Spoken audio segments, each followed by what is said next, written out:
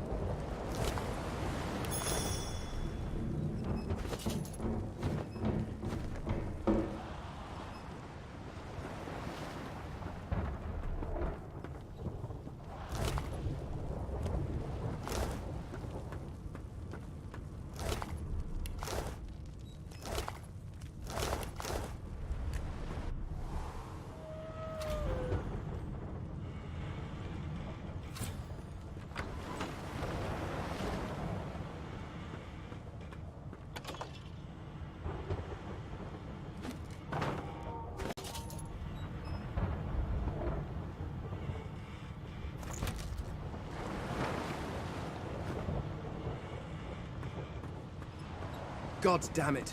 I need to get off this wreck. And quick.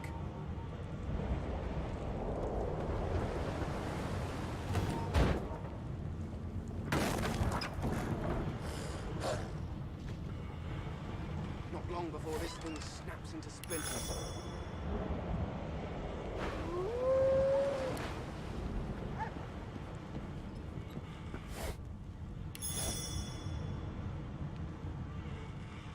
Damn. That doesn't bode well. Onwards and upwards.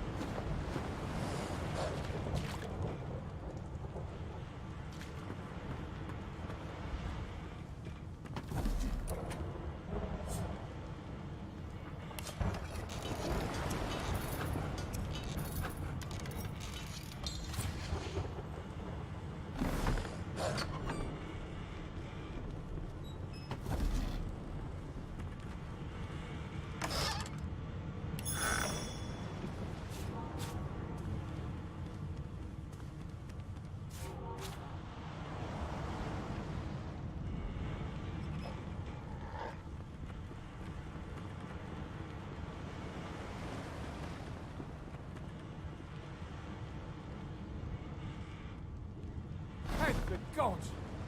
Like a fine Grace, what was... He eyes the collar circling your neck and reaches a hand towards his blade. Another sorcerer! The Magister's companion doesn't blink, frozen in place at the sight of you.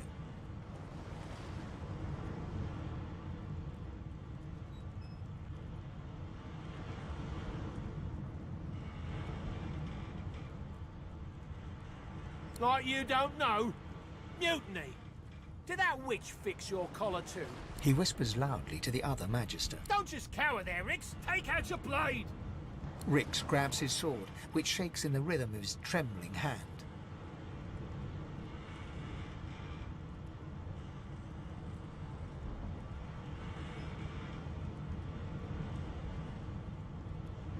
Then the mutiny ends here.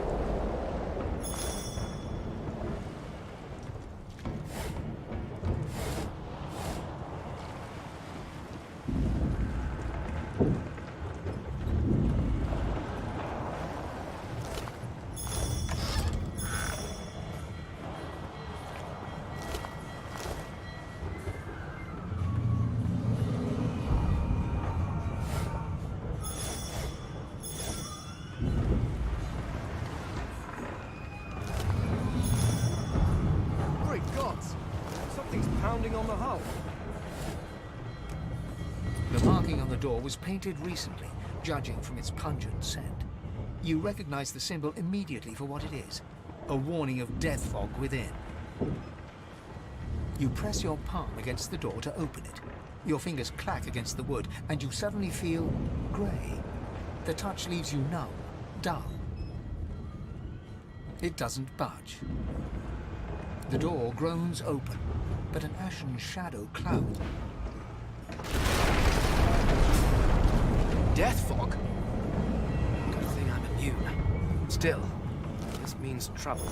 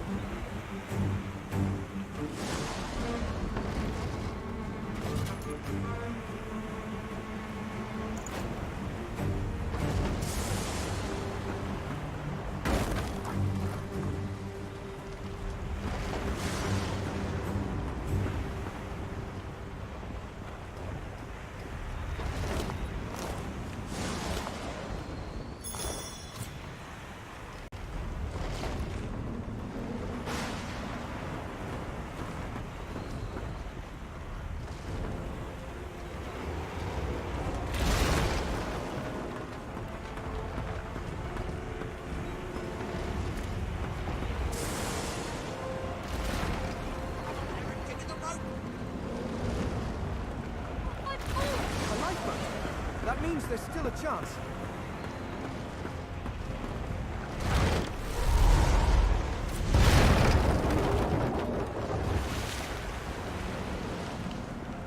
Shut your trap, kid. Children and dwarfs first, just like the old stories say. The dwarf yanks at one of the nearby ropes to no avail. You said there were other people down there. We need to help them. You see those tentacles, kid? It's time for getting the hell out of here.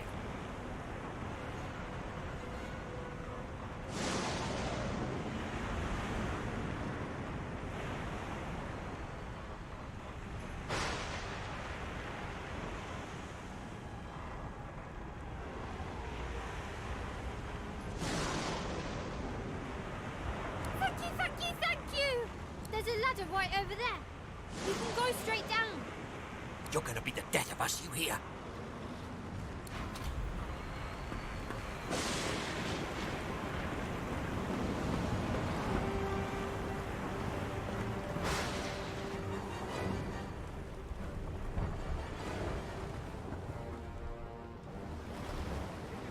Get yourself up the ladder.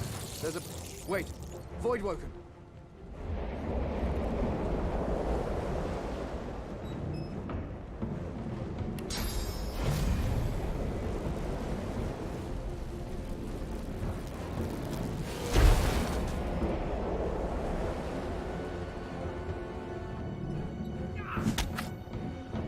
These beardless bugs would sink the ship on my watch.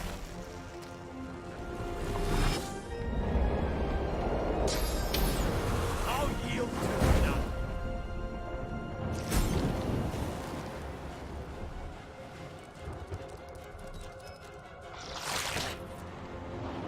I thought Void Woken was supposed to be scary. I've faced worse.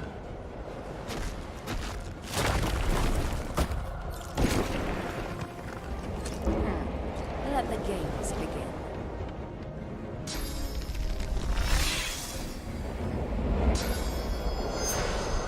Glory is mine.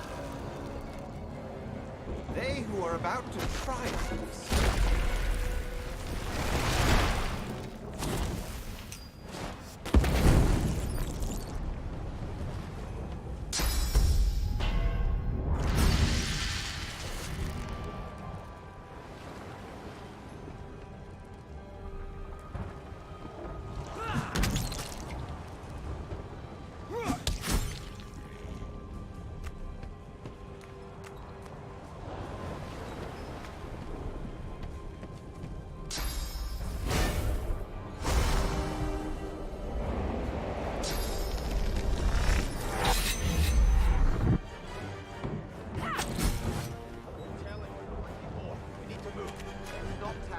This old tub is about to burst. They smell even worse dead than alive.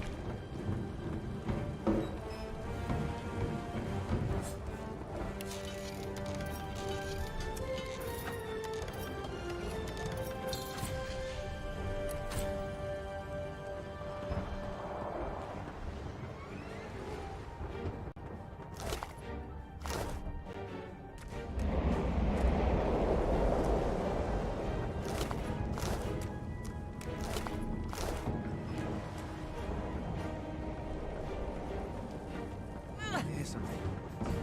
We need to wait.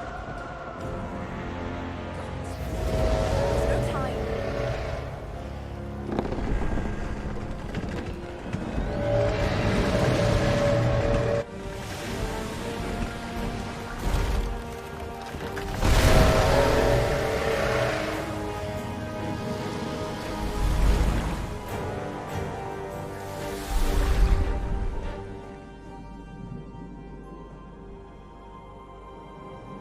I have plans for you, child.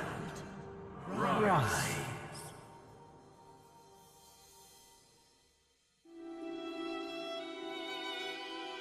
Honorable Dallas, we lost a ship sailing sorcerer prisoners to Fort Joy. We assume some escaped and broke their collars. Their vile magic lured the Voidwoken. All who were aboard are presumed dead. Yours faithfully into eternity, High Judge Oriven.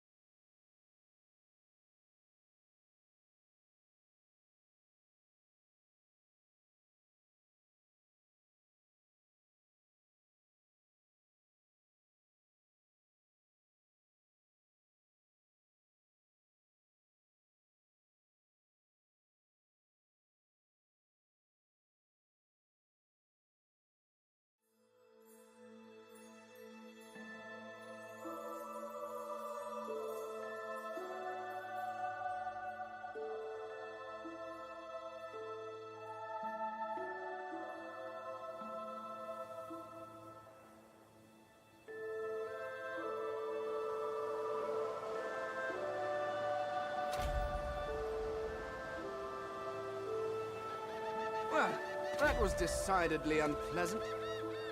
Am I the lone survivor? Depending on one's definition of survivor, of course.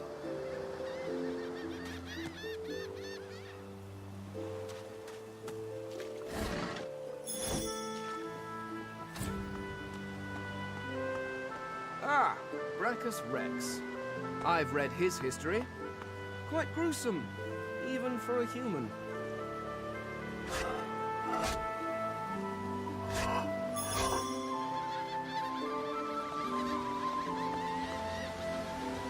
The child has a small mirror in his hands.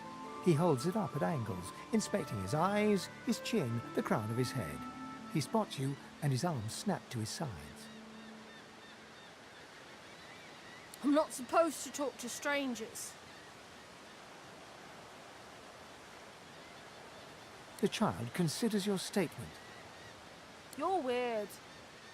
Are you a sorcerer? One of those guys that brings the bad void things here?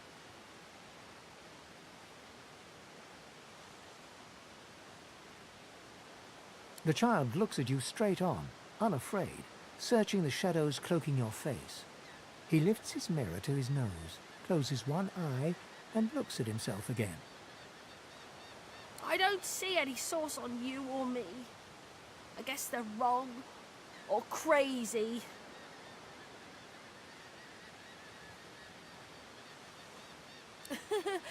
Maybe you're right. At least they don't mind where anyone goes. They know we can't leave the island, and it's a lot nicer out here than outside. They're gone now. The Magisters took them already. I guess now they're cured, and maybe they're waiting for me back at home. But you didn't die. I guess I am, but it's just normal to be scared. Nowhere isn't scary. There isn't anywhere safer. That's what I mean. You'll see.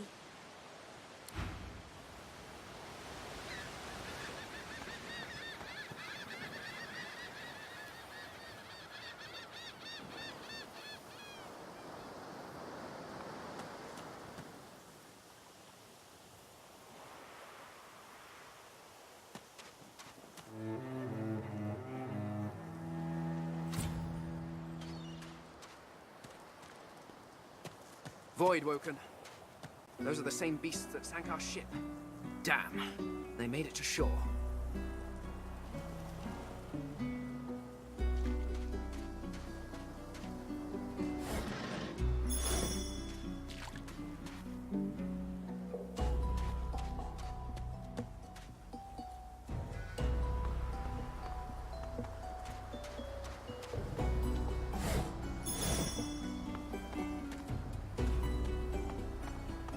You spot a strange lizard, gazing over the water with a steady, malcontent stare. His skin is of a bright, blood-red color. Could he be... Yes, you recognize him from the ship. It would seem you're not the only one who survived the tentacles of the deep.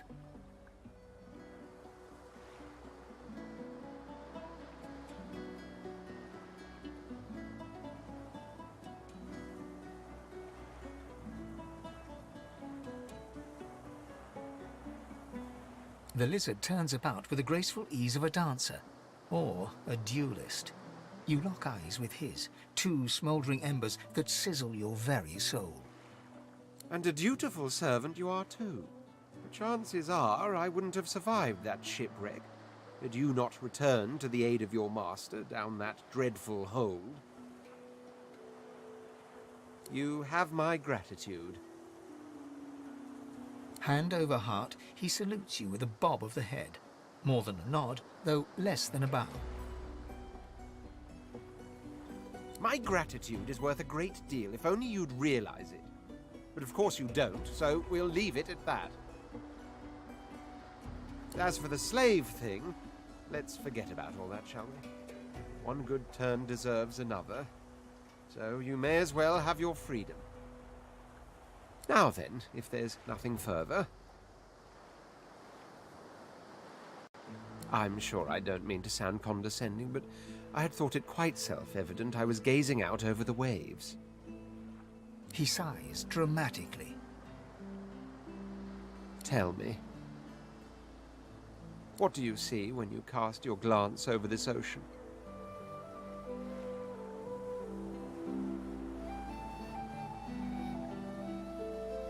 Touché.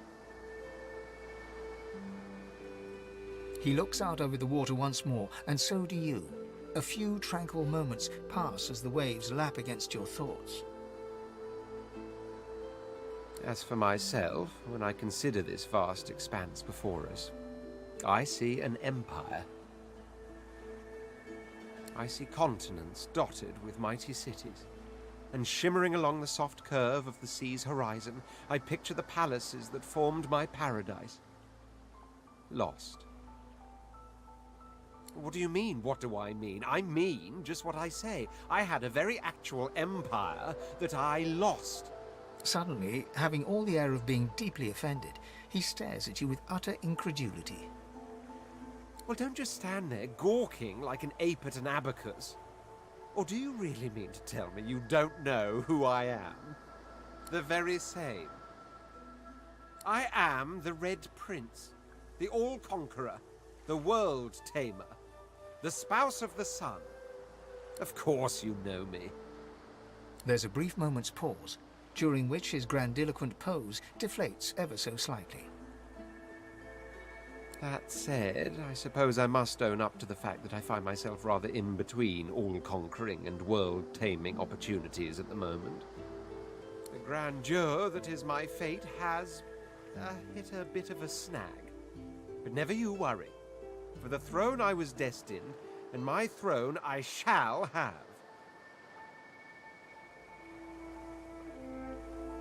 Truly. A kind offer indeed. And you've already proven to be trustworthy enough. You came back for the others on that ship, after all. Fine, I accept. On one condition. For reasons I'll not disclose right now, it is imperative that I should meet with a dreamer, one of the mystics of my kind. I've reason to believe one of them may be present on this island. Promise me we'll look for him, and I'll extend you the blessing of my company. Jolly good. Oh my word, how you do astound me. Come now, did you really think a handful of linen towels can fool me? But don't worry. I have studied the arcane arts for years, including necromancy and demonology. I do not hold the petty prejudices of common folks.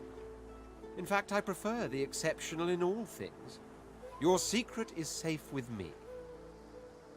So, now that that's settled, first things first. Even if you are as versed in the art of eloquence as I am, that our swords will be doing a lot of the talking from here on out goes without saying.